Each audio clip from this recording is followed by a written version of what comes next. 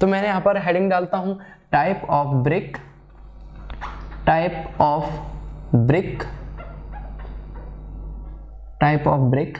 तो देखेंगे इसमें टाइप ऑफ ब्रिक में कि सबसे पहले मैं बात करूंगा फर्स्ट क्लास ब्रिक की। First is first class brick. Okay, first class brick.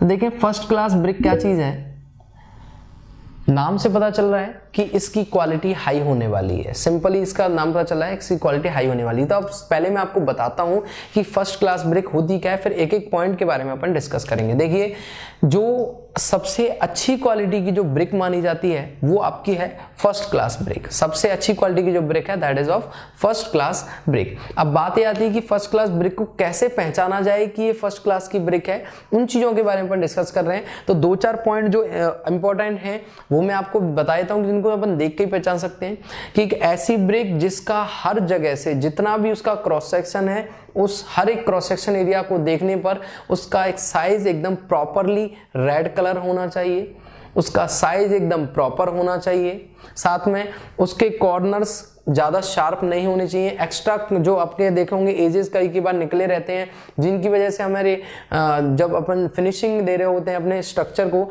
वहां पे थोड़ी प्रॉब्लम आती है, तो वो सब नहीं होना चाहिए। अब आगे यदि मैं बात करता हूं उनकी वाटर एब्जॉर्प्शन कैपेसिटी के बारे में, उनकी स्ट्रेंथ के बारे में, उनकी कैपेसिटी, रिंगिंग कैपेसिटी के बारे में, तो सबसे पहले एक बात आती है कि वाटर एब्जॉर्प्शन कैपेसिटी क्या होगी। वाटर एब्जॉर्प्शन कैपेसिटी का मतलब है कि उस ब्रिक को पानी में रखने के बाद उसको बाहर निकालेंगे तो उसका वेट कितना हो जाएगा, मीन्स उतने कितना अपने वेट या अपने वॉल्यूम के अकॉर्डिंग उसने कितना पानी को अपने अंदर एब्जॉर्ब कर लिया है, उस चीज को अपन बोलेंगे वाटर एब्जॉर्प्शन कैपेसिटी। तो सबसे पहले मैं बात कर रहा हूं कि जो आपका फर्स्ट क्लास ब्रिक होना चाहिए उसका साइज एकदम, साइज साथ में लिख देता हूं मैं, size, colour, texture. Texture means उसको यदि आप हाथ से टच करके देख रहे हैं तो वो किस तरीके का उसका सरफेस दिखाई दे रहा है, क्या वो अंडुलेशन पार्ट है या पे एकदम यूनिफॉर्म पार्ट है, तो वो यूनिफॉर्म होना चाहिए। तो साइज, कलर, टेक्सचर या शेप ये सभी एकदम प्रॉपर होने चाहिए, तो वो अच्छी एक फर्स्ट क्लास ब्रिक की कैटेगरी में आने लगेगी। यदि मैं बात करता हूँ वाटर एब्जॉर्प्शन कैपेसिटी की, तो देखें WAC, इसकी फुल फॉर्म में लिख देता हूँ वाटर एब्जॉर्प्शन कैपेसिटी।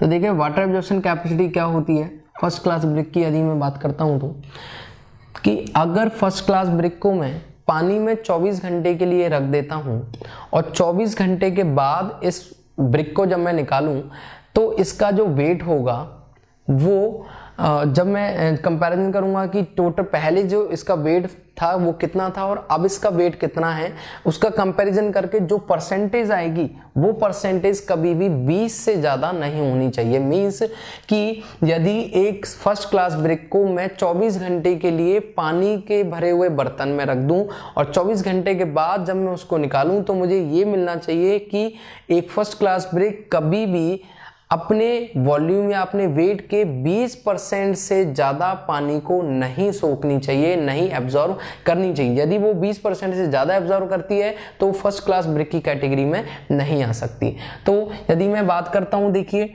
यदि मुझे निकालना है परसेंटेज WAC, तो परसेंटेज WAC क्या होगा, W2 upon W1 into 100। Means hair W1 क्या है, W1 is initial weight of brick, and W2 is weight of brick after immersion in water for 24 hours। यदि मैं 24 घंटे के लिए पानी में ब्रिक को रखता हूं, उसके बाद जो उसमें पानी एब्जॉर्ब कर लिया उसके बाद जो उसका वेट होगा that is W2 and the initial weight of brick is W1। तो इस तरीके से हम फाइंड आउट करते हैं वाटर एब्जॉर्प्शन कैपेसिटी को, जो कि अब मैं बात करता हूं कि कितनी नहीं होनी चाहिए। तो फर्स्ट क्लास ब्रिक के लिए वाटर एब्जॉर्प्शन कैपेसिटी की वैल्यू 20% से ज़्यादा नहीं होनी चाहिए, 20% से ज़्यादा नहीं होनी चाहिए अपने ड्राई वेट से, अपने ड्राई वेट से means dry weight of brick.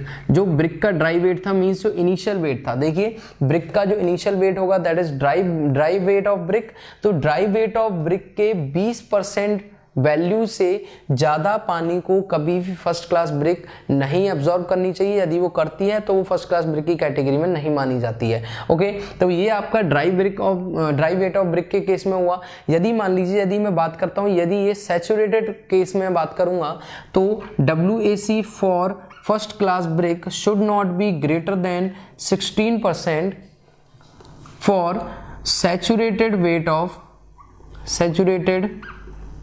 Weight of brick.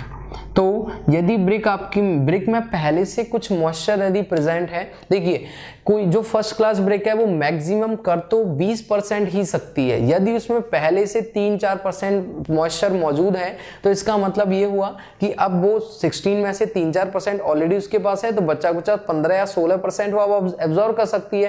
तो यदि आपके पास आता है ड्राई वेट ऑफ ब्रिक का कितना परसेंट से ज्यादा एब्जॉर्व नहीं करनी चाहिए, that is the answer will be 20%। And if we ask that how from 16% water of saturated weight of brick should not greater than for WAC, कि अपने saturated weight of brick के लिए यदि मैं बात करता हूं तो इसके 16% से ज्यादा WAC नहीं होनी चाहिए in case of saturated weight of brick. In case of dry weight of brick the WAC should not be greater than 20%। तो अपने ये बात अच्छे से समझ में आ गई है। तो ठीक है, WAC का एक कॉन्सेप्ट समझ में आया, इनका साइज, कलर, टेक्सचर, शेप समझ में आया। अगर मैं बात करता हूं इसकी रिंगिंग क्वालिटी की या साउंडनेस टेस्ट की, तो जब दो ब्रिक्स को, फर्स्ट क्लास ब्रिक्स को अगर हम हाथ में लेके और इनको अपने स्ट्राइक करते हैं, आपस में एक दूसरे से बजाने की कोशिश करते हैं, तो इनसे मेटालिक रिंगिंग साउंड प्रोड्यूस होनी चाहिए। It is metallic ringing sound आपकी प्रोड्यूस होनी चाहिए जब दो ब्रिक्स को आप स्ट्रक करेंगे आपस में एक दूसरे से। नेक्स्ट चीज है कि जो अगर अच्छी क्वालिटी की ब्रिक है तो वो 1 मीटर हाइट से फ्री फॉल करने पर, 1 मीटर हाइट से फ्री फॉल करने पर कभी भी टुकड़ों में नहीं टूटनी चाहिए।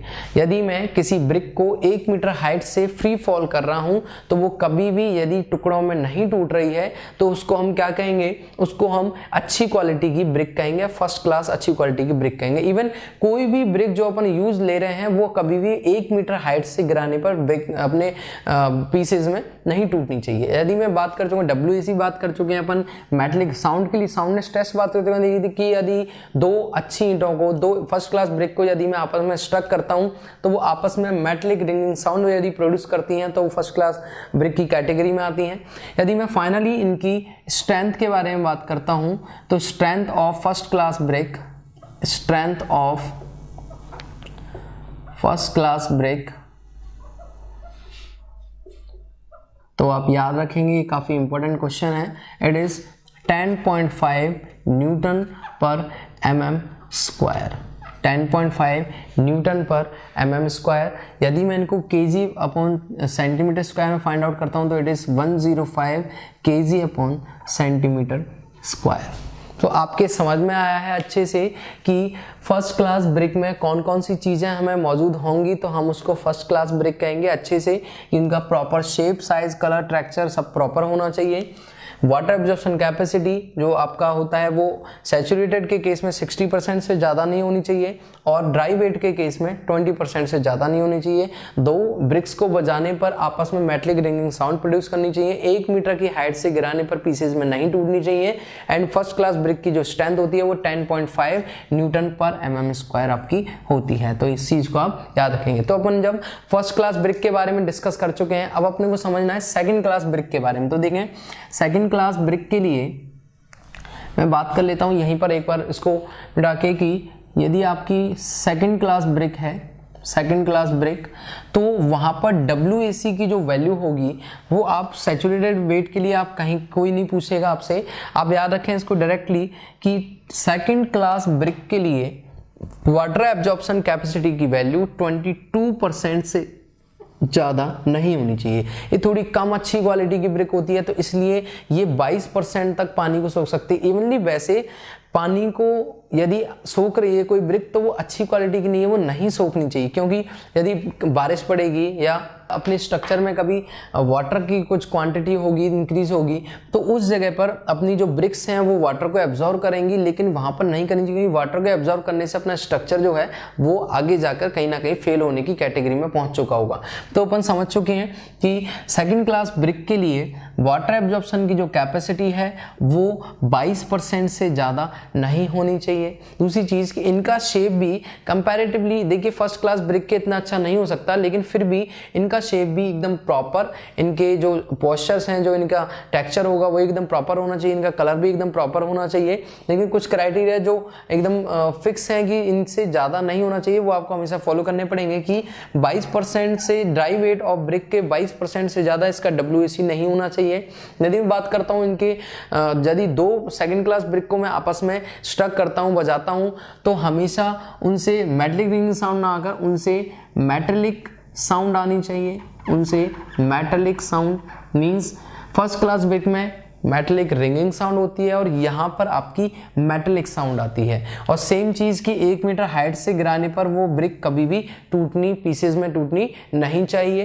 Then last one is the strength of second class brick. जो आपका सेकंड क्लास ब्रिक की जो स्ट्रेंथ होगी वो आपकी 70 मीन्स 7.0 न्यूटन पर mm² या 70 kg पर सेंटीमीटर स्क्वायर होनी चाहिए। तो आपको सेकंड क्लास ब्रिक का भी सिंपल क्राइटेरिया समझ में आया, कंपैरिजन करके अपने फर्स्ट क्लास ब्रिक के किया है। तो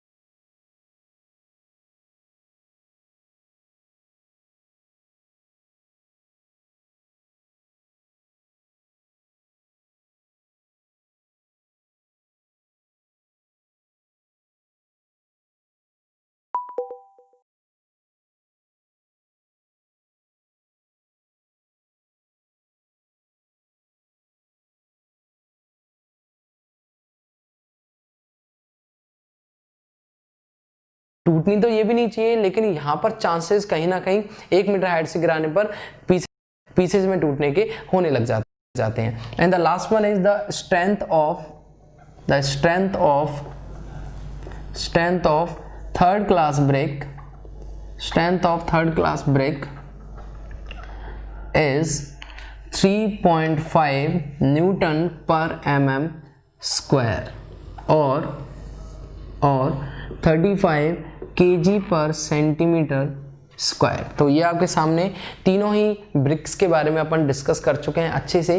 तो तीनों ही ब्रिक आपको समझ में आई हैं अच्छे से। फर्स्ट क्लास ब्रिक में क्या कैटेगरी होंगी, सेकंड क्लास ब्रिक में क्या कैटेगरी होंगी, थर्ड क्लास ब्रिक में क्या कैटेगरी होंगी। अभी मैं इनके यूजेस भी बताऊंगा कि फर्स्ट क्लास ब्रिक को अपन कहाँ यूज करते हैं, सेकंड क्लास ब्रिक को कहाँ यूज कर सकते हैं और थर्ड क्लास ब्रिक कहाँ पर यूज आएगी। इसके बाद यदि मैं आपसे एक इंपॉर्टेंट नोट की बात करूंगा, एक इंपॉर्टेंट पॉइंट यदि अपन डिस्कस करें, इंपॉर्टेंट पॉइंट,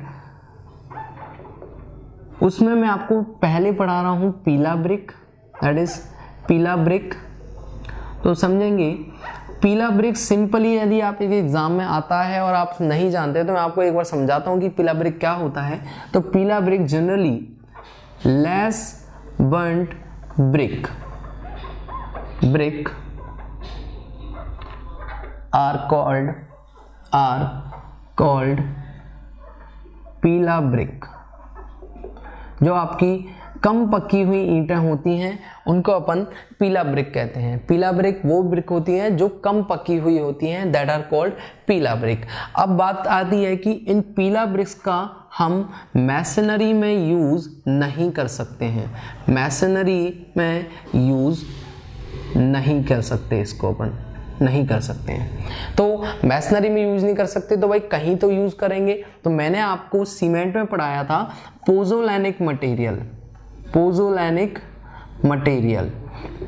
मटेरियल क्या होते हैं, जो हाईली सिलिशियस एंड हाईली एल्यूमिनियस होते हैं, जिनकी खुद की कोई बाइंडिंग प्रॉपर्टी नहीं होती, लेकिन वो किसी एक अच्छी मटेरियल के संग मिलते हैं या फिर लाइम एंड वाटर के संग जब रिएक्शन करते हैं तो CHS जेल क्रिएट करते हैं, जिसकी बाइंडिंग प्रॉपर्टी काफ़ी ज़्यादा अच्छी होती हैं। तो देखें पोजोलैनिक मटेरियल के बारे में अपन अगर छोटा सा डिस्कशन अगर मैं आपको बताऊं तो पोजोलैनिक मटेरियल में मैंने आपको एग्जांपल बताए थे फ्लाई ऐश एंड सुर्खी। तब मैंने आपको बताया था कि जब सुर्खी वर्ड मैंने आपको वहां पर प्रोनाउंस किया था तो उस जगह मैंने बताया था कि सुर्खी एंड फ्लाइज के बारे में आपको ब्रिक चैप्टर में बताऊंगा। तो अभी ब्रिक चैप्टर आ चुका है तो याद रखेंगे जो आपकी सुर्खी है, सुर्खी is the powdered form of पीला ब्रिक।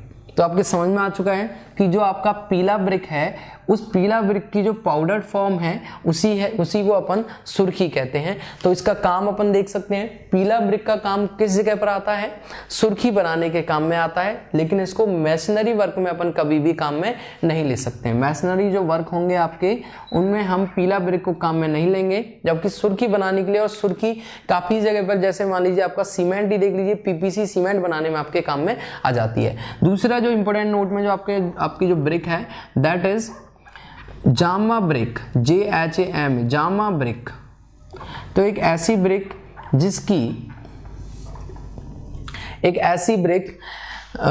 जिसको ज्यादा पका दिया गया है उसको जामा ब्रिक, जिसको कम पका दिया गया है उसको पीला ब्रिक। तो देख इसको अपन कह सकते हैं over burned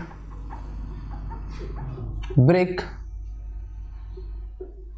is called Jama brick. इसको हम कहेंगे जामा ब्रिक।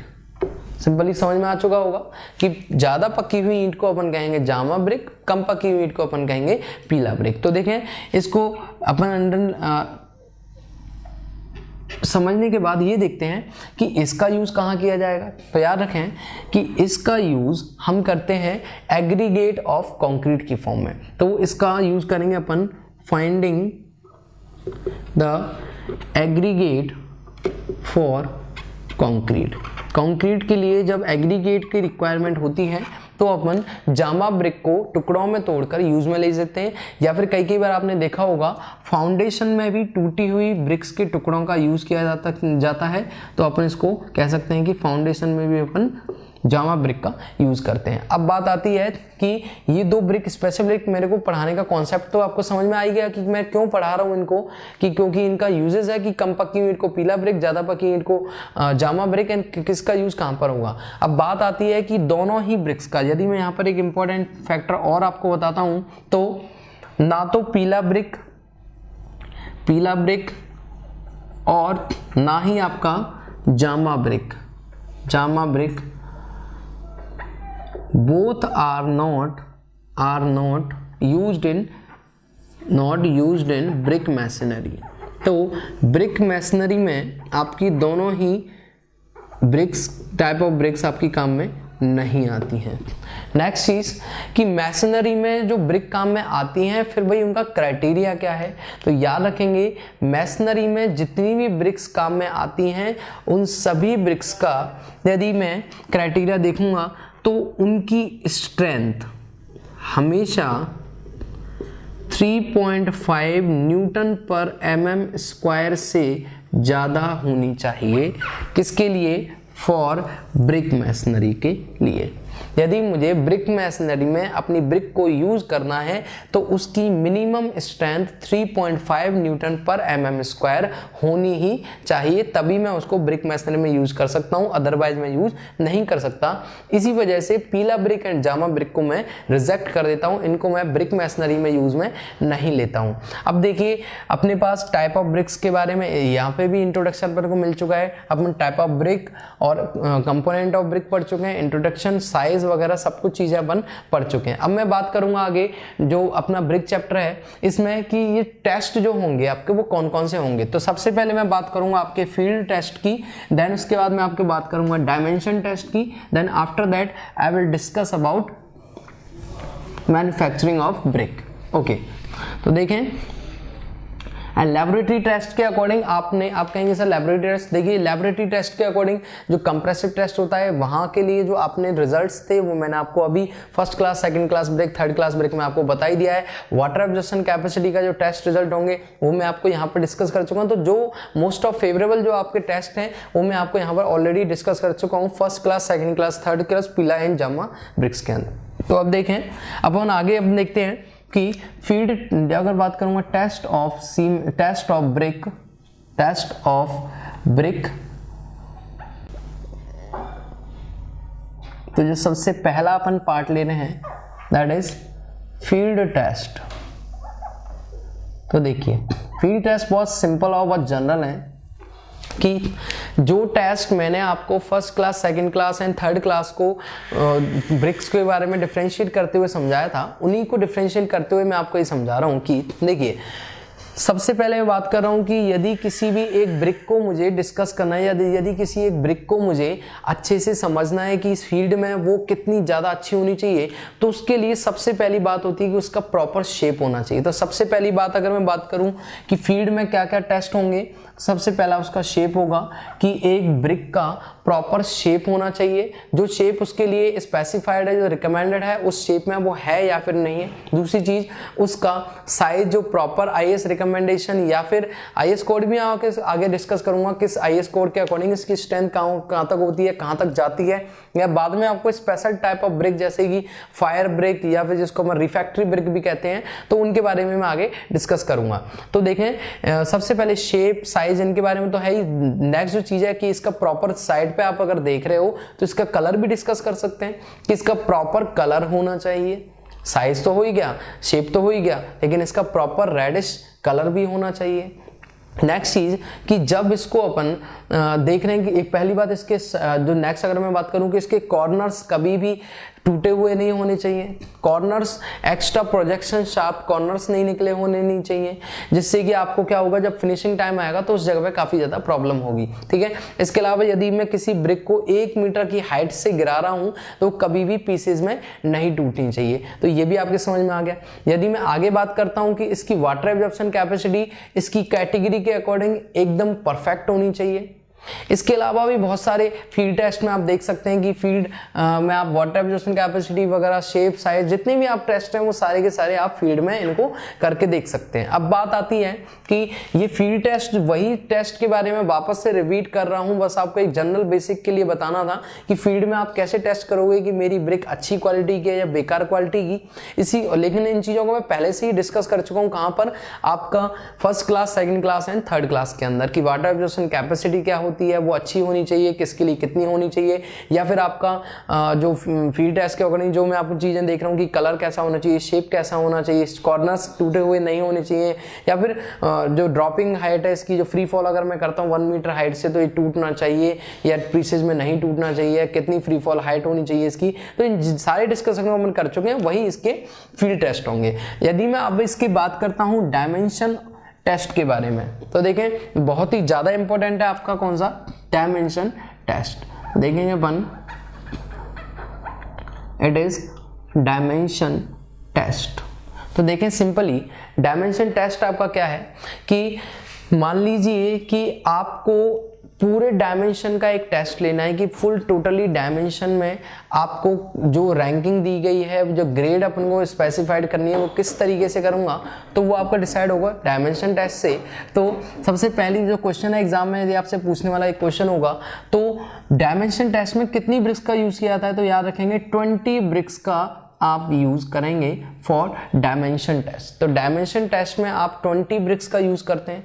अब यदि मैं बात करता हूं फर्स्ट क्लास ब्रिक की, फर्स्ट क्लास ब्रिक, तो देखें जो आपका 20 ब्रिक्स अगर मैं बात कर लेते हैं कि आपकी 20 ब्रिक्स हैं, तो आप पता है एक ब्रिक का जो साइज होगा आपका, जो एक ब्रिक का साइज है, एक ब्रिक का वो आपका साइज कितना होता है सेंटीमीटर में, यदि मैं कैलकुलेट करता हूं तो 19/9/9 सेंटीमीटर। इसका जो एक स्टैंडर्ड ब्रिक का जो अपना सेंटीमीटर में साइज होगा 19/9/9 इसका साइज होगा। तो यदि मैं इनको 20 से मल्टीप्लाई कर देता हूं इंटू 20, तो इनका आंसर कितना मिलेगा आपको, ये मिलेगा आपको 19 into 20 that is 380, 9 into 20 it is 180 and again it is 180 in centimetre. तो ये 20 आपकी जो ब्रिक्स हैं उन 20 ब्रिक्स का आपका डायमेंशन हो चुका है। ओके, तो यदि मैं देखता हूं, मान लीजिए कि मैं सबसे पहले बात करता हूं लेंथ की, मैं सिंपली इसको L रिप्रेजेंट कर देता हूं, L, इसको मैं B से रिप्रेजेंट करता हूं and its length, width and height. इसकी अगर मैं डिस्कशन कर रहा हूं तो उसके बाद अपन देखेंगे कि लेंथ जो आपकी है दैट इज 380। सो 380 में जो आपका टॉलरेंस चल रहा है वो 380 में आपका टॉलरेंस रहेगा इट इज 12। यदि मैं बात कर रहा हूं कि जो आपका 180 है इसमें आपका जो टॉलरेंस होगा या फिर जो वेरिएशन हो सकता है दैट इज 6।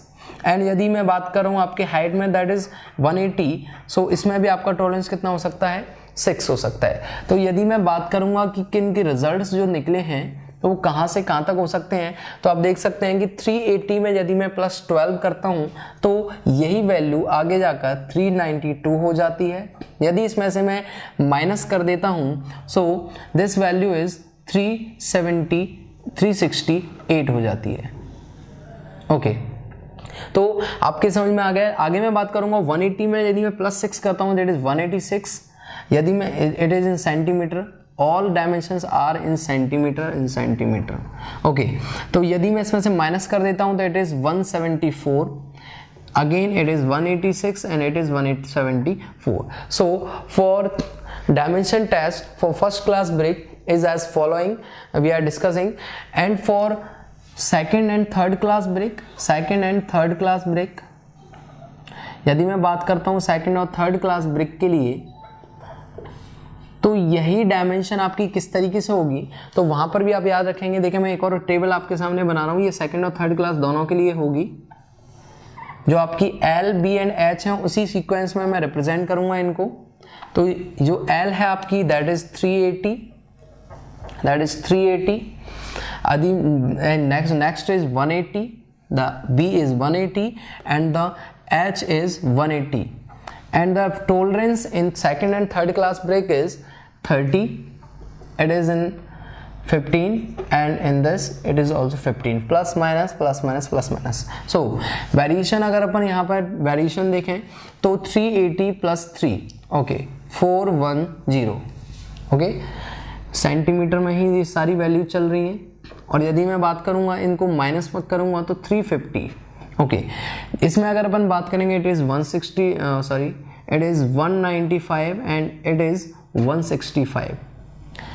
प्लस यदि मैं कर रहा हूं तो आपको पता चल रहा है, माइनस में कर रहा हूं, ये मैं कर रहा हूं, ये आपको सबको पता होना चाहिए कि 380 में से मैं एक बार प्लस कर रहा हूं, एक बार मैं माइनस कर रहा हूं, वापस में 180 में से एक बार प्लस कर रहा हूं, एक बार मैं माइनस कर रहा हूं, अगेन मैं एक बार प्लस करूंगा और एक बार माइनस करूंगा। तो ये सामने आपको टॉलरेंस मींस इसका जो पूरा जो कॉन्सेप्ट है वो ये है कि जब डायमेंशन टेस्ट करते हैं तो 20 ब्रिक्स का यूज करते हैं, एक ब्रिक इतने साइज की है तो 20 ब्रिक कितने साइज की हो जाएंगी। तो इनमें टॉलरेंस बताया गया है कि जब स्टैक्स बनाए जाएंगे तो उनमें 20 ब्रिक की जब टेस्टिंग की जा रही है डायमेंशन टेस्टिंग में, तो इतना वेरिएशन हो सकता है। ये mm के अंदर वेरिएशन, जब जो आपका टोटल ब्रिक में सेंटीमीटर के अंदर वेरिएशन, इतना सेंटीमीटर वेरिएशन आपका चल रहा है। तो ये वेरिएशन में एक बार प्लस हो सकता है या माइनस में भी हो सकता है। तो जैसा कि मैंने बताया था आपको कि स्टैंडर्ड साइज जो होते हैं वो अलग होते हैं, जो ट्रेडिशनल साइज होते हैं वो अलग होते हैं। तो इसके अलावा भी अब जो अपन आगे जो डिस्कशन करेंगे वो डिस्कशन आपका टेस्टेज अपन कर चुके हैं, फील्ड टेस्ट भी हो चुका है, आपका डायमेंशन टेस्ट हो चुका है, एंड जो जितने भी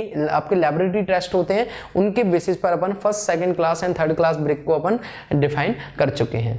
डायमेंशन टेस्ट के बाद अब हम देख रहे हैं कि फ्रॉग की डायमेंशन क्या होगी। देखिए जो मैंने आपको सामने ब्रिक बनाई थी उस ब्रिक में सारे जितनी भी डायमेंशंस थी, जो भी आपके नेम ऑफ पार्ट्स थे उनके बारे में डिस्कशन कर चुका था, लेकिन मैंने आपको तब भी फ्रॉग के बारे में एक डिस्कशन नहीं बताया था। तो फ्रॉग की डायमेंशन क्या होगी, किस तरीके से अपन डील करेंगे, उस चीज़ को यहाँ पर अपन देख रहे हैं।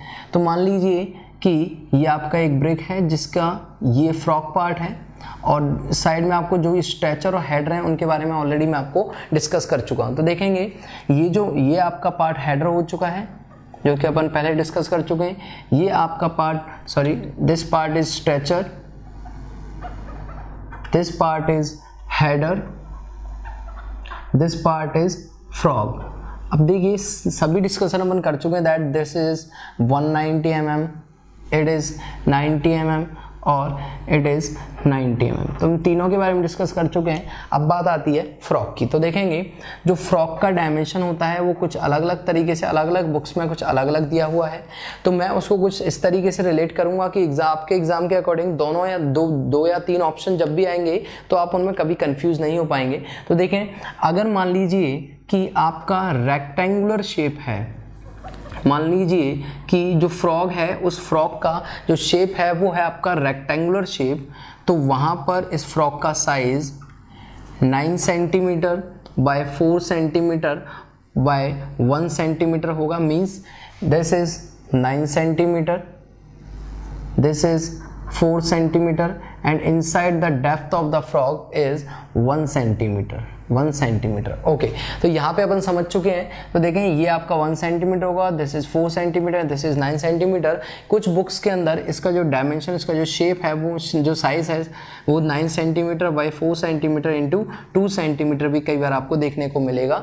तो जो भी आपको ऑप्शन मिले वहाँ पर आप उसके अकॉर्डिंग ही आप उनको सेलेक्ट कर सकते हैं। ओके, तो अगर जब ये रेक्टेंगुलर शेप था तो इसका शेप और साइज जो था आपका, मैं डायमेंशन को आपके सामने रिप्रेजेंट कर चुका हूँ। अगर मान लीजिए ये राउंड या एलिप्टिकल शेप का होता, राउंड और एलिप्टिकल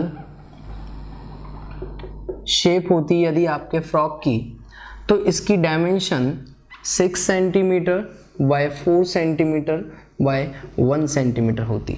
तो आप दोनों ही डायमेंशंस को अच्छे से याद रखेंगे कि फ्रॉग यदि आपका रेक्टेंगुलर है तो आपकी क्या डायमेंशन होगी, और यदि आपका राउंड या एलिप्टिकल शेप है तो आपकी डायमेंशन क्या होगी। तो इन डायमेंशन के अकॉर्डिंग आप सारी चीज़ों को समझ सकते हैं। तो देखिए मैंने फ्रॉग के बारे में डिस्कशन किया है कि फ्रॉग आपका जो है वो टॉप सरफेस पर होगा। सबसे मेन चीज एग्जाम में क्वेश्चन पूछा हुआ है एसएससी जेईएन के अंदर कि फ्रॉग ऑलवेज सिचुएटेड ऑन, तो ध्यान रखेंगे frog always on top surface. ये जो फ्रॉग है आपका वो हमेशा टॉप सरफेस पर होगा। तो आप याद रखेंगे फ्रॉग हमेशा टॉप सरफेस पर होगा। अब देखेंगे कि ये जो डायमेंशन सारे आप समझ चुके हैं, जैसा कि पहले अपन इसको बोलते हैं स्ट्रेचर, ये आपका हो चुका है stretcher, this is header and ये आपका फ्रॉग हो चुका है।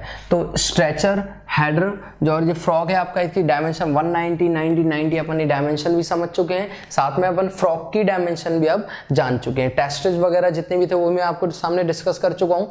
अब देखिए कि अगर मैं बात करता हूँ इसकी स्ट्रेंथ की, तो IS कोड के अकॉर्डिंग इसकी स्ट्रेंथ में क्या क्या आपको चेंजेस या क्या क्या चीज़ें नई चीज़ें देखने को मिलती हैं उसको भी अपन देखें। तो IS कोड 1077 IS 1077 1957 के अकॉर्डिंग यदि किसी एक ब्रिक की कंप्रेसिव स्ट्रेंथ, यदि किसी ब्रिक की कंप्रेसिव स्ट्रेंथ 14 MPa से कम होती है, मींस यदि किसी ब्रिक की कंप्रेसिव स्ट्रेंथ 14 MPa से कम होती है तो उस ब्रिक को IS कोड 1077 1957 के अकॉर्डिंग A ग्रेड में पुट किया जाता है। आप समझ चुके होंगे कि यदि किसी भी एक ब्रिक की कंप्रेसिव स्ट्रेंथ 14 MPa से कम है तो उसको हम A ग्रेड ब्रिक कैटेगरी में रखेंगे। यहीं पर यदि किसी एक ब्रिक की कंप्रेसिव स्ट्रेंथ यदि 14 MPa से ज़्यादा होती है तो उसे हम AA ग्रेड में पुट करते हैं, उसे हम AA ग्रेड में पुट करते हैं। आपको समझ में आ चुका होगा। IS कोड 1077 1957 के अकॉर्डिंग यदि 14 MPa से कम कंप्रेसिव स्ट्रेंथ है तो उसको A ग्रेड में, यदि 14 MPa से ज़्यादा स्ट्रेंथ है तो उसको A ग्रेड में देखते हैं। यहीं पर मैं आपको साथ में बता ही देता हूँ कि इम्पोर्टेंट नोट में कि आप कंप्रेसिव स्ट्रेंथ कैसे करते हैं ब्रिक का। इम्पोर्टेंट नोट के अंदर देखेंगे कि अपन कंप्रेसिव स्ट्रेंथ टेस्ट कैसे करते हैं। तो जो आपकी ब्रिक होती है उस ब्रिक में जो फ्रॉग पार्ट है आपका, उसमें अपन 1:1 रेशियो का मोटार फिल कर देते हैं फ्रॉग के अंदर। 1:1 रेशियो का मोटार अपन फ्रॉग के अंदर फिल कर देते हैं और उसको एकदम टाइटली एकदम कॉम्पैक्ट करके अपन उसको फिल करके और उसको 72 आवर्स के लिए अपन इमर्ज करके रख देते हैं वाटर के अंदर। तो अपन ने क्या किया, सबसे पहले एक ब्रिक ली और उस ब्रिक में अपन ने उसके फ्रॉग को 1:1 रेशियो से फिल टोटली कंप्लीटली फिल करके उसको 72 आवर्स के लिए वाटर में इमर्जन करके रख दिया। इसी तरीके के 5 सैंपल ब्रिक आप अपने काम में लेंगे, 5 सैंपल ब्रिक, और उन सबको जब आप पानी में 72 आवर्स के लिए रख दोगे और उसके बाद निकालने के बाद उनको आप UTM मशीन या CTM मशीन पर जब आप कंप्रेसिंग टेस्टिंग मशीन में कंप्रेसिंग टेस्ट करोगे तो वहाँ पर आपको इसकी कंप्रेसिव स्ट्रेंथ ऑब्टेन होगी। तो आपको बता चुके हैं कि कंप्रेसिव स्ट्रेंथ कैसे निकालेंगे। ब्रिक में 1:1 रेशियो का मोटा से आप फ्रॉग को फिल कर दीजिए, 72 आवर्स के लिए इमर्ज करके रख दें। इस तरीके के 5 सैंपल्स का टेस्ट आपको करना है और इनका जो एवरेज स्ट्रेंथ होगी, जो एवरेज स्ट्रेंथ ऑफ 5 सैंपल जो होगी वही आपकी कंप्रेसिव स्ट्रेंथ ऑफ ब्रिक कहलाएगी। तो यहाँ पर अपन ये भी समझ चुके हैं कंप्रेसिव स्ट्रेंथ ऑफ ब्रिक किस तरीके से निकाली जाती है। साथ में 14 MPa से कम है उसको A ग्रेड और उससे ज़्यादा है तो उसको AA ग्रेड में आप डिवाइड करेंगे या फिर उनको कैटेगराइज करेंगे। ओके, अब देखिए इसके अलावा यदि मैं बात करूँगा तो जब अपन यहाँ पर इतना डिस्कशन कर चुके हैं तो अपने ये भी पता होना चाहिए, जब मैं ब्रिक आपको बता रहा था कि इसमें कौन कौन से इंग्रेडिएंट होते हैं, कौन कौन से कंपोनेंट, सलीम एक कॉन्सेप्ट से आपको याद भी करवाया है। तो अब अपने को ये समझना है कि कौन कौन से इंग्रेडिएंट ऐसे हैं जो मुझे अपने सीमेंट के अंदर नहीं मिलाने हैं, भूल के भी नहीं मिलाने कभी भी। ओके, तो देखें सबसे पहले मैं लिख रहा हूं इस जगह पर impurities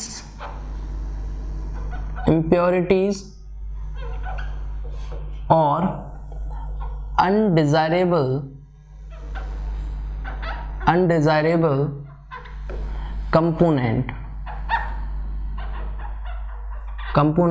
for brick। ब्रिक के लिए कौन कौन से ऐसे कंपोनेंट हैं जो अनडिजायरेबल हैं या फिर कह सकते हैं वो इम्प्योरिटीज हैं। तो सबसे पहले अपन बात करते हैं iron pyrite.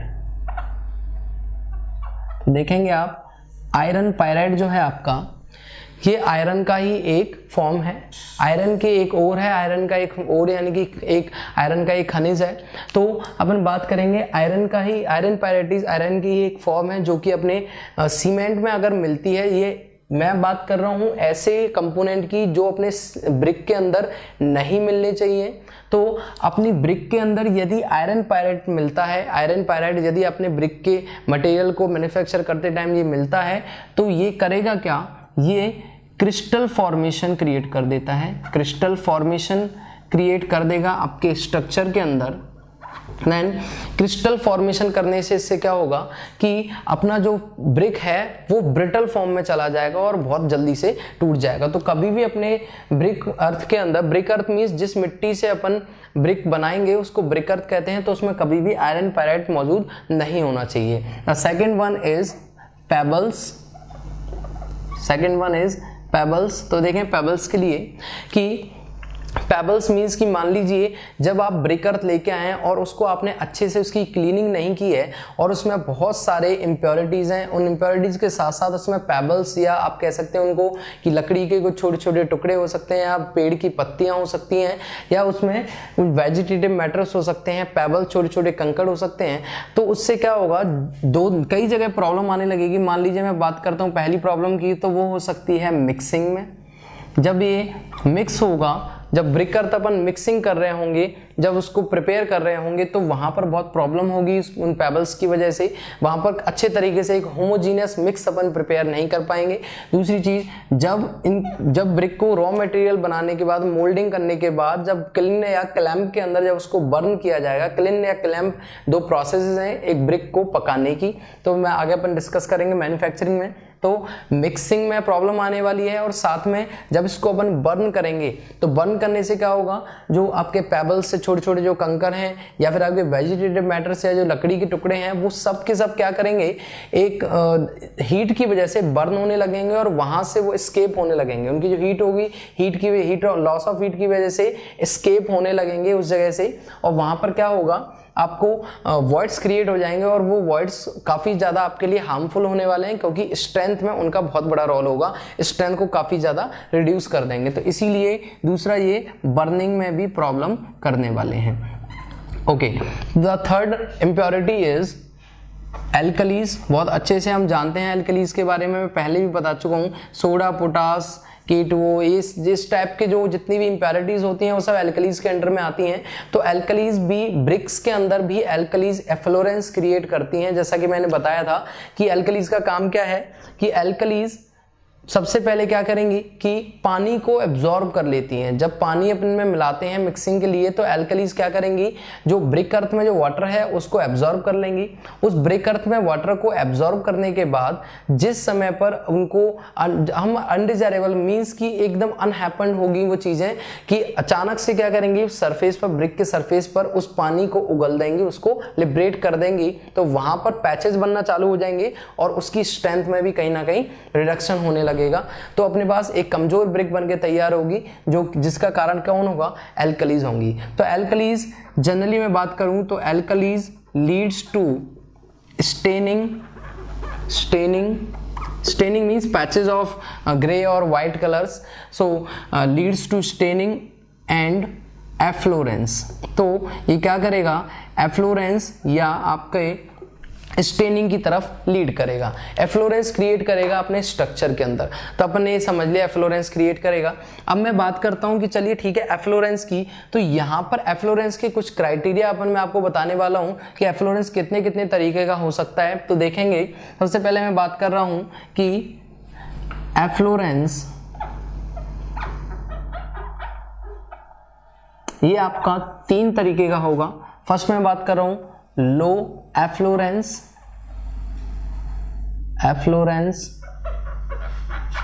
Second is medium efflorescence,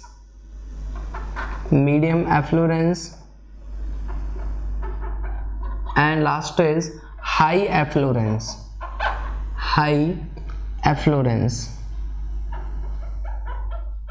तो देखेंगे अपन इसको कि low efflorescence, medium efflorescence and high efflorescence का मतलब क्या है। तो सिंपल सा एक कॉन्सेप्ट अपन डिस्कस करेंगे कि अगर जो जिस एरिया, जो मान लीजिए कि ब्रिक है, उस ब्रिक का कुछ ना कुछ सरफेस एरिया है, तो यदि एरिया ऑफ एफ्लोरेंस, यदि एरिया ऑफ एफ्लोरेंस, शॉर्ट में इसको EFF लिख रहा हूं, एरिया ऑफ एफ्लोरेंस यदि ज्यादा है 10% of total cross section area, total cross section area of brick, तो हम उसको बोलेंगे लो एफ्लोरेंस। मींस ब्रिक के टोटल क्रॉस सेक्शन के 10% से यदि कम, 10% के बराबर है, 10% के बराबर एरिया ऑफ एफ्लोरेंस, मतलब कि जो ब्रिक का आपने कहा है उसका जो टोटल क्रॉस सेक्शन है उसके 10% एरिया के बराबर हिस्से पर एफ्लोरेंस का इफेक्ट आ रहा है, तो हम उसे कहेंगे लो एफ्लोरेंस, उसे कहेंगे हम लो एफ्लोरेंस, या फिर 10 के इक्वल हो सकता है या उससे कम हो सकता है। यदि मैं बात करूंगा कि यही परसेंटेज अगर एरिया ऑफ एफ्लोरेंस यदि 10 to 15% of total cross section, 10 to 50% of total cross section area of brick के ऊपर इफेक्टिव होता है, मींस टोटल ब्रिक के क्रॉस सेक्शन का 10 to 15% जो एरिया है उस हिस्से के बराबर यदि कोई ब्रिक का पार्ट इफेक्टिव है, इफेक्टेड है एफ्लोरेंस से, तो उसको हम बोलेंगे मीडियम एफ्लोरेंस। और अगर किसी जगह पर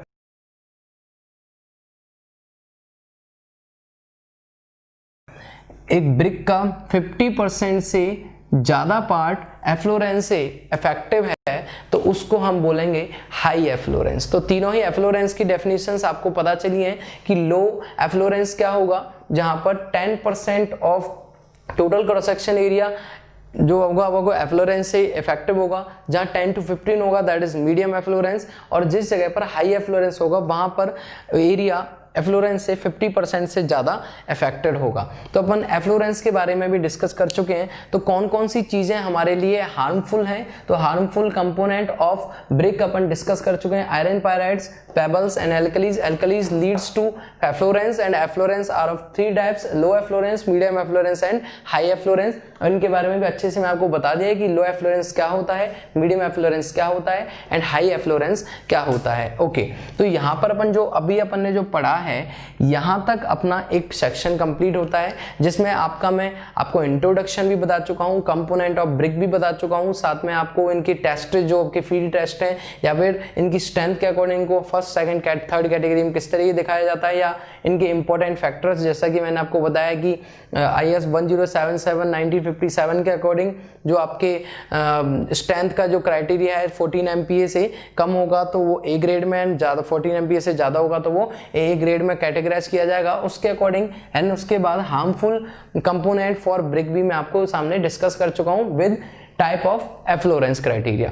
तो यहां तक अपन डिस्कस कर चुके हैं। अब आगे जो अपना मेन इंपॉर्टेंट है, यहां तक समझिए कि एक ब्रिक के बारे में जनरल इंट्रोडक्शन आपको पता है, साथ में फ्रॉक की डायमेंशन भी मैं आपके साथ डिस्कस कर चुका हूं। तो अब जो अपन आगे जो पार्ट पढ़ने वाले हैं वो है आपका मैन्युफैक्चरिंग ऑफ ब्रिक, जो कि बहुत ही ज्यादा इंपॉर्टेंट और काफी ज्यादा आपके लिए एग्जाम पॉइंट ऑफ व्यू से conventional as well as for objective questions, दोनों ही पार्ट्स में आपके लिए काफी ज्यादा इंपॉर्टेंस रखता है। तो अपन इसके बारे में डिस्कस करेंगे कि मैन्युफैक्चरिंग ऑफ सीमेंट क्या है, that manufacturing of brick. Okay, so देखें मैन्युफैक्चरिंग ऑफ ब्रिक में बहुत सारे प्रोसेसेस होते हैं, बहुत सिंपल प्रोसेस हैं, काफ़ी इजी होता है मैन्युफैक्चरिंग ऑफ ब्रिक को समझना। तो सबसे पहले मैं पॉइंट टू पॉइंट एक पॉइंट को आपको समझाता जाऊंगा और उनके बारे में अपन डिस्कशन भी करेंगे कि कहाँ पर कौन सी चीज़ आपके एग्जाम पॉइंट ऑफ व्यू से इंपॉर्टेंट होने वाली है। तो सबसे पहले मैं बात करता हूँ अनसॉइलिंग। तो सबसे पहले अपन लिख रहे हैं अनसॉइलिंग। तो अनसॉइलिंग का मतलब समझते हैं कि जब अपन को ब्रिक एक प्रिपेयर करनी है, मुझे ब्रिक का मटेरियल मुझे इकट्ठा करना है, तो मैं क्या करूंगा, किसी भी एक सरफेस ऐसी जगह पर जाऊंगा जहां की मिट्टी या जिस जगह का जो ब्रिक अर्थ है वो मेरी ब्रिक को मैन्युफैक्चर करने के लिए सूटेबल होगा। वहां पर जाकर क्या मैं डायरेक्टली उसको ब्रिक अर्थ को यूज में लेने लग जाऊं? नहीं, ऐसा नहीं हो सकता, क्योंकि जो उसका टॉप सरफेस है, टॉप सरफेस ऑफ ब्रिक अर्थ, वो जो उसमें आपके काफी सारी चीजें जैसे वेजिटेटिव मैटर्स या कंकर, जिनके बारे में मैं अभी बता रहा था, जो कि अनडिजायरेबल प्रॉपर्टीज हैं, मींस पैबल्स हो गए, आपके लकड़ी के टुकड़े हो गए, पत्तियां हो गई, ये सभी चीजें उसमें मिलेंगी। और वहां पर जो प्रॉपर्टी ऑफ सॉइल होगा वो उस जगह पर काफ़ी कुछ डिफरेंट होगा। तो हम क्या करेंगे, अनसॉइलिंग में सबसे पहले हम 200 mm की लेयर को हटा देंगे, 200 mm की लेयर को रिमूव करेंगे सबसे पहले। उसके बाद हम वहाँ से ब्रिक अर्थ का सैंपल कलेक्ट करेंगे। Brick earth sample is collected। Okay, so सबसे पहले अनसॉइलिंग में क्या होता है, आप जिस एरिया में से आप ब्रिक अर्थ ऑब्टेन करना चाहते हैं, मिट्टी आप चाहते हैं जिससे आप ब्रिक मैन्युफैक्चर करेंगे, सबसे पहले आप 200 mm की लेयर को रिमूव करेंगे। उसके बाद ब्रिक अर्थ सैंपल को वहां से इकट्ठा करेंगे, वहां से कलेक्ट करेंगे। Okay, the second step is digging. The second step is digging. Dig means गड्ढा खोदना। आप अच्छे से जानते हैं डिग मीन्स गड्ढा खोदना। तो यहाँ पर भी सेम ही प्रोसेस होने वाला है कि हम क्या करते हैं, यहाँ पर डिगिंग करते हैं उस जमीन को जहाँ से अपन ने 200 mm की लेयर को हटाया है, जिसमें कि vegetative matters and some pebbles और कंकर्स आर ऑलरेडी इंक्लूडेड। तो उसको अपन 200 mm की लेयर को रिमूव कर चुके हैं। उसके बाद हम डिगिंग करेंगे। डिगिंग करते समय याद रखेंगे 600 to 1200 mm के हीप्स हम क्रिएट करेंगे। हीप्स यानी कि ढेर हम क्रिएट करेंगे, उसको डिगिंग करेंगे एंड लेवल ग्राउंड पर अपन डालते जाएंगे एंड 600 से 1200 mm तक के हीप्स अपन क्रिएट कर देंगे। और हीप्स बनाने के बाद जो ढेर बनाए हमने, उसी मिट्टी को अपन आगे जाके ब्रिक अर्थ के रूप में मैन्युफैक्चरिंग ऑफ ब्रिक के लिए काम में लेने वाले हैं। तो ये आपको अच्छे से समझ में आना चाहिए, ठीक है। अब मान लेते हैं, चलिए ठीक है, अपन ने ये कलेक्ट कर लिया डिगिंग में, तो क्या इसको कलेक्ट करने से ही काम चल जाएगा? नहीं, ऐसा बिल्कुल भी नहीं है। तो अपन जब इसको कलेक्ट कर लेंगे, डिगिंग को जब अपन कलेक्ट कर लेंगे, डिगिंग करने के बाद उसके बाद इसकी क्लीनिंग करना भी बहुत जरूरी है, क्योंकि इनसाइड द अर्थ सरफेस भी वहां पर बहुत सारे इम्प्योरिटीज होती हैं। कुछ ना कुछ वहां पर आपको ऐसे पार्टिकल्स मिलेंगे जो अनडिजायरेबल होंगे अपने ब्रिक मैन्युफैक्चरिंग के लिए। तो हम क्या करेंगे, जो third part is cleaning. Cleaning means जो आपने डिगिंग की हुई जो आपकी सॉइल है उसकी आप क्लीनिंग करेंगे अच्छे से, जिससे कि जितनी भी इम्प्योरिटीज जो बची हुई हैं इस 200 mm लेयर को एस्केप करने के बाद भी वो सारी की सारी भी अपनी दूर हो जाएं, अपना जो ब्रिक अर्थ है वो काफी अच्छी क्वालिटी का ऑब्टेन हो जाए। ओके, तो क्लीनिंग बहुत सिंपल सा एक कॉन्सेप्ट है। उसके बाद अपन पढ़ रहे हैं, that is fourth is weathering. Weathering, तो देखें वेदरिंग का मतलब क्या होता है। वेदरिंग जनरली मीन्स कि ओपन टू एटमॉस्फेयर। मीन्स क्या किया अपन ने, सबसे पहले अपने अनसॉइलिंग करा 200 mm की लेयर को हटाने के बाद। उसके बाद अपन ने डिगिंग किया 600 से 1200 mm के हीप्स क्रिएट करके। देन उसके बाद अपन ने क्लीनिंग कर लिया उस हीप में जो आपको ब्रिक अर्थ मिली है उसको।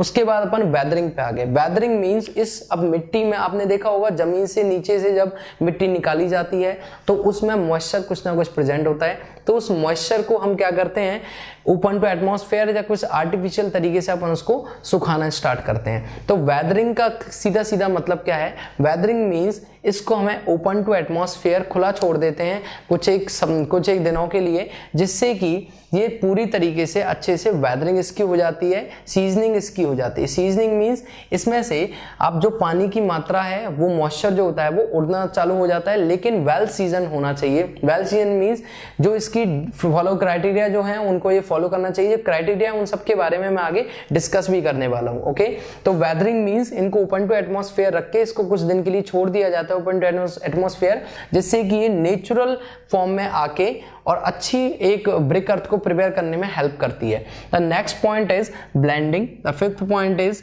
ब्लेंडिंग।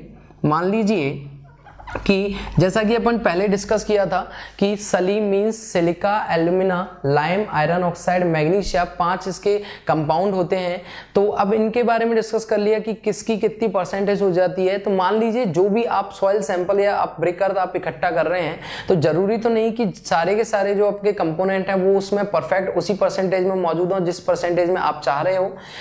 अगर कोई ना किसी कंपोनेंट का या किसी भी इंग्रेडिएंट की यदि कमी आपकी सॉइल सैंपल के अंदर होती है तो उसको स्प्रे मेथड से अपन ऊपर से स्प्रे कर दिया जाता है, स्प्रे मेथड से।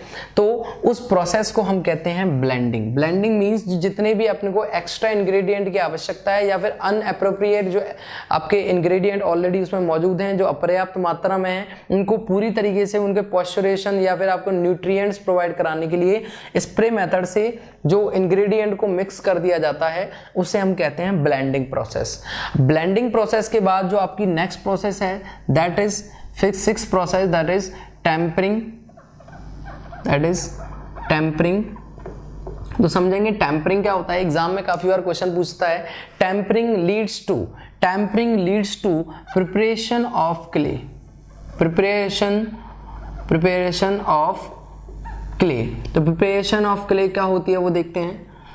क्या होता है, जब आपने अनसॉइलिंग कर ली, डिगिंग कर ली, आपने गड्ढे खोद के उस मिट्टी को निकाल लिया, उसकी क्लीनिंग भी कर दी, उसको वेदरिंग अच्छे से मौसम में सुखा भी दिया, उसको ओपन टू एटमॉस्फेयर करके उसमें से जो भी इसका मॉइस्चर था जितना हो सकता है वो एस्केप हो गया। उसके बाद ब्लेंडिंग, किसी भी इंग्रेडिएंट की कमी है तो उसको मिला दिया। अब बात आती है कि उसको अपन टेम्परिंग करेंगे। टेम्परिंग मींस उस क्ले को अब तैयार करने का वक्त आ गया है जिससे अपन आगे ईंट को बनाने वाले हैं। तो हम क्या करते हैं, एक आप समझ सकते हैं इस शेप का एक इंस्ट्रूमेंट होता है, एक मशीन होती है जिसको अपन कहते हैं पग मील जिसको अपन बोलते हैं। तो पहला क्वेश्चन तो ये कि प्रिपरेशन ऑफ क्ले का मतलब ही टेम्परिंग है। Tempering means preparation of clay, and जो पग मील है ये हेल्प करती है टेम्परिंग में। टेम्परिंग में हेल्प कौन करेगा, पग मील करेगी, और प्रिपरेशन ऑफ क्ले का मतलब ही क्या है, टेम्परिंग है। तो सिंपल है, कॉन्सेप्ट समझ में आया। अब इसमें होता क्या है कि एक ही रॉड लगी थी, शाफ्ट लगी होती है जिसके हर तरफ अलग अलग शेप के इस तरीके के आपके ब्लेड्स लगे होते हैं, और ये ब्लेड्स क्या करते हैं, उस तैयार की हुई ब्रिक अर्थ को और अच्छे से ग्राइंड करके उसको अच्छे से प्रिपेयर करते हैं। और पग मील्स में एक साथ 15,000 से 20,000 ईंटें तैयार की जाती हैं। ईंटों का मीन्स कि 15,000 से 20,000 ईंटों को तैयार करने के लायक या तैयार करने के लिए पर्याप्त मिट्टी को तैयार किया जाता है टेम्परिंग प्रोसेस में पग मील के अंदर। तो यहाँ पर अपन इस चीज़ को भी समझ चुके हैं। पहले यही चीज़ जब पग मील को पहले नहीं बनाया गया था, उससे पहले समझें आप कि जो जानवर या जो बैल हुआ करते थे उनके पैरों से ही इसको पग मील, या इसको कह सकते हैं अपन कि जो जानवर होते थे या जो बैल होते थे उनके ही पैरों से खूंद के इस मिट्टी को तैयार किया जाता था, जो कि आपका आगे मैन्युफैक्चरिंग के लिए काम में आने वाली मिट्टी है उसे। तो अब आगे जो अपन देख रहे हैं, टेम्परिंग आपके समझ में आ चुका है। The next point, the 7th point is drawing. Okay, drawing. लेकिन ड्राइंग से पहले भी जो अपना मेन पॉइंट है उसको अपन डिस्कस करना चाह रहे हैं। मैं चाह रहा हूं इसको अपन पहले डिस्कस करें। वो इससे पहला पॉइंट है, दैट इज कि अब अपने पास मिट्टी तैयार हो चुकी है, प्रिपरेशन ऑफ क्ले अपने पास हो चुका है। अब प्रिपरेशन ऑफ क्ले के बाद अपने पास क्या काम होना चाहिए कि इस प्रिपरेशन ऑफ क्ले को अब आगे अपन किस मोल्ड के अंदर या किस सांचे के अंदर रखेंगे जिससे कि अपनी ब्रिक प्रिपेयर होगी। तो अभी तक जो अपन ने समझा है वो एक सिंपल से कॉन्सेप्ट, सिंपल से प्रोसेस के समझे, unsoiling, digging, cleaning, weathering, blending and tempering. अब जो अपन आगे समझ रहे हैं वो इसके मेजर प्रोजेक्ट्स हैं, मेजर जो पार्ट्स हैं इसके वो अपन समझेंगे। तो देखें इसका जो नेक्स्ट पार्ट है दैट इज मोल्डिंग। तो देखें अब मोल्डिंग अपन समझते हैं कि मोल्डिंग, पहली बात तो मोल्डिंग है क्या। So moulding, okay. तो देखें मोल्डिंग क्या होता है, process to give proper shape and size to brick, कि ब्रिक को प्रॉपर शेप एंड साइज देने का जो प्रोसेस है उसे ही अपन क्या कहते हैं, मोल्डिंग। मोल्डिंग मीन्स हिंदी में सांचे में ढाल देना। तो मोल्डिंग जो की जाती है वो एक मोल्ड से की जाएगी, जो वो लकड़ी का भी हो सकता है, वो स्टील का भी हो सकता है। तो मैं आपको सारी जितनी भी इसके टाइप ऑफ मोल्ड होंगे, अलग अलग तरीके के, अलग अलग बेसिस पर जो इनके क्लासिफिकेशन है उसके बारे में अपन डिस्कस कर रहे हैं। तो सबसे पहले अपन ने देखा process to give proper shape and size to brick. Process of, इसको ऐसे भी लिख सकते हैं, process of giving proper shape and size to brick. Brick को प्रॉपर शेप एंड साइज देने की प्रोसेस आपकी मोल्डिंग कहलाती है। अब बात करूंगा मैं कि मोल्डिंग कितने तरीके की हो सकती है। तो देखेंगे आप कि मोल्डिंग सिंपली दो तरीके की होती है। It means hand moulding, first is hand moulding and second is machine moulding. Hand moulding and machine moulding. Machine moulding. अब देखिए, जो आपकी हैंड मोल्डिंग है ये भी फर्दर आपकी दो पार्ट्स में डिवाइड होती है। First is ground moulding and table moulding.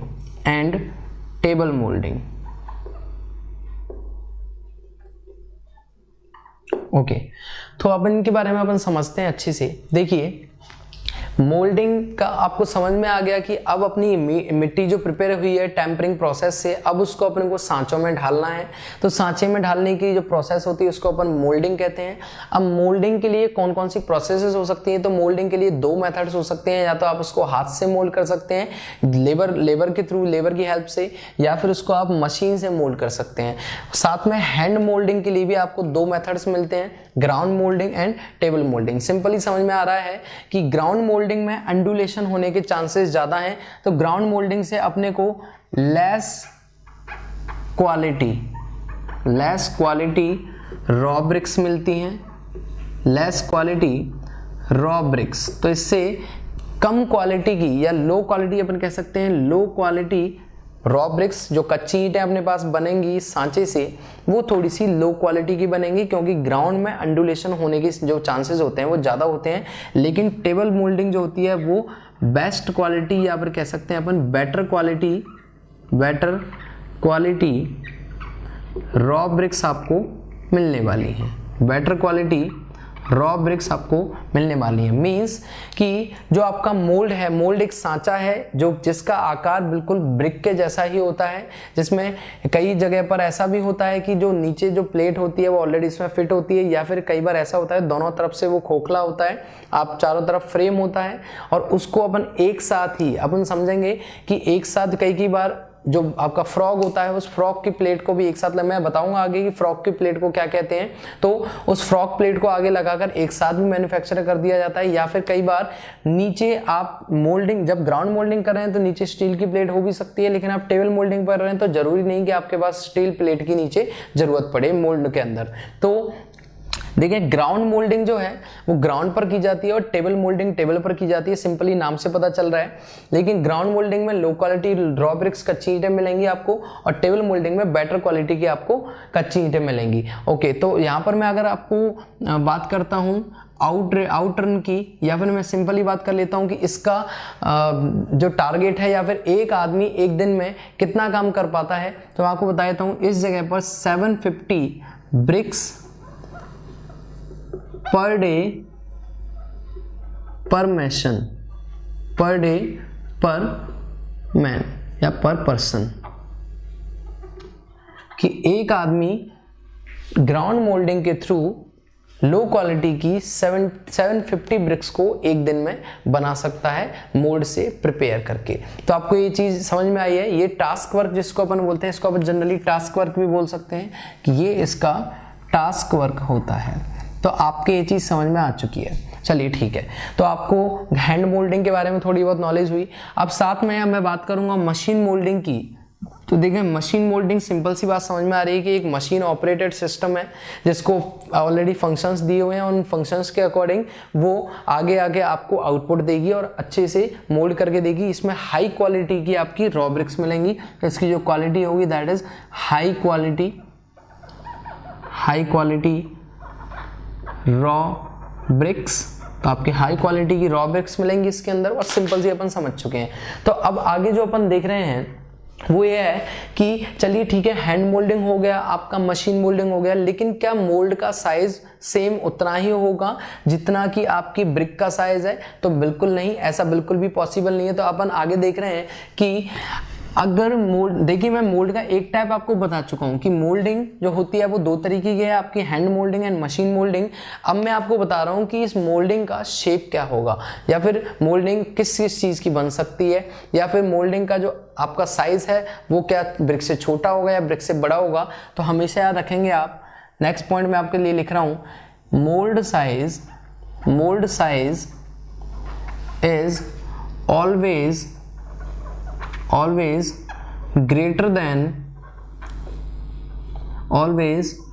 greater than brick। हमेशा ब्रिक के साइज से बड़ा साइज होता है आपके मोल्ड का। तो देखें कितना बड़ा होता है, ये भी अगर अपन डिस्कस करें तो हमेशा याद रखेंगे, it is 10 to 12% greater than brick size. ये ब्रिक साइज से 10 to 12% ग्रेटर होता है, ये चीज हमेशा याद रखेंगे। अब आगे मैं डिस्कस कर रहा हूं कि जो आपका मोल्डिंग कर रहे हैं उस मोल्डिंग का जो मटेरियल हो सकता है वो क्या क्या हो सकता है। तो सिंपली जो आपका मोल्ड है वो आपका या तो बना हो सकता है वुड से, वुडन मोल्ड मैं इसको बोल सकता हूं, या फिर मैं इसको बोल सकता हूं स्टील मोल्ड। तो देखें यदि आपका वुडन मोल्ड है तो हमेशा रखेंगे वो शीशम की लकड़ी से, या वेल सीजन जो शीशम होती है तो शीशम की लकड़ी से आपका मोल्ड प्रिपेयर होगा। और यदि आपका स्टील का मोल्ड है तो हमेशा 6 mm थिक स्टील प्लेट से आपका तैयार होगा। 6 mm थिक स्टील प्लेट से आपका स्टील मोल्ड प्रिपेयर होगा। तो हैंड मोल्डिंग, मशीन मोल्डिंग वो प्रोसेस है मोल्डिंग की, एंड मोल्ड के जो टाइप हैं वो वुडन मोल्डिंग और स्टील मोल्ड, जो ये शीशम का बना होता है और ये 6 mm की थिक प्लेट का बना होता है। तो यहाँ तक आपके समझ में आया है। अब आगे देख रहे हैं अपन कि अगर मान लीजिए कि मैं बात करता हूँ जो फ्रॉग आपका बनाया जाता है, तो हमेशा याद रखें फ्रॉग के लिए जिस प्लेट का यूज किया जाता है, frog is made by stock board. तो इसको भी याद रखेंगे कि फ्रॉग जो अपन बना रहे हैं उसको हम स्टॉक बोर्ड की हेल्प से ब्रिक के लिए बनाते हैं, जब ब्रिक का अपन मोल्डिंग कर रहे होते हैं। ठीक है, तो ये चीज आपको समझ में आई है। अब देखें एक और मैं आपको यदि मान लीजिए मोल्डिंग के प्रोसेस का अगर एक और टाइप बताऊं तो एक टाइप होता है जिसमें अपन बात करेंगे मोल्डिंग। तो देखें मोल्डिंग आपकी स्लोप मोल्डिंग भी हो सकती है, ये मैं आपको बताऊंगा अभी कि क्या होता है स्लोप मोल्डिंग, और आपकी सैंड मोल्डिंग भी हो सकती है। तो दो आपकी और टाइप आपके सामने है मोल्डिंग के, first is slope moulding and second is sand moulding. तो देखिए स्लोप मोल्डिंग और सैंड मोल्डिंग में क्या डिफरेंस है, क्या क्या चीजें हैं। मान लीजिए जब आप मोल्डिंग कर रहे हैं और आपने अपने मोल्ड के अंदर यदि आपने पानी स्प्रे किया है, वाटर स्प्रे H2O स्प्रे किया है, और उसके बाद अब यदि आप मोल्डिंग कर रहे हैं तो उसको बोलेंगे अपन slope moulding. Means if water spray inside the mould, यदि मोल्ड के अंदर आप वाटर स्प्रे कर रहे हैं उसको स्लोप मोल्डिंग बोलेंगे। और यहां पर इफ सैंड इज स्प्रे, यदि आप सैंड स्प्रे कर रहे हैं इनसाइड द मोल्ड तो हम उसे सैंड मोल्डिंग कहेंगे। तो आपको मोल्डिंग का प्रोसेस समझ में आया होगा अच्छे से कि मोल्डिंग क्या क्या चीज है, मोल्डिंग में क्या क्या टाइप हो सकते हैं, कितना किसका आउटर है, या फिर क्या क्या मोल्डिंग के जो टाइप हैं कि मोल्ड कितने तरीके का हो सकता है। स्टील का मोल्ड, वुडन स्टील होगा तो 6 mm की थिक प्लेट स्टील प्लेट का बना होगा, यदि आपका वुडन मोल्ड होगा तो वो शीशम की लकड़ी का बना रहेगा। तो ये सारी चीजों के बारे में अपन अच्छे से डिस्कस कर चुके हैं। ओके।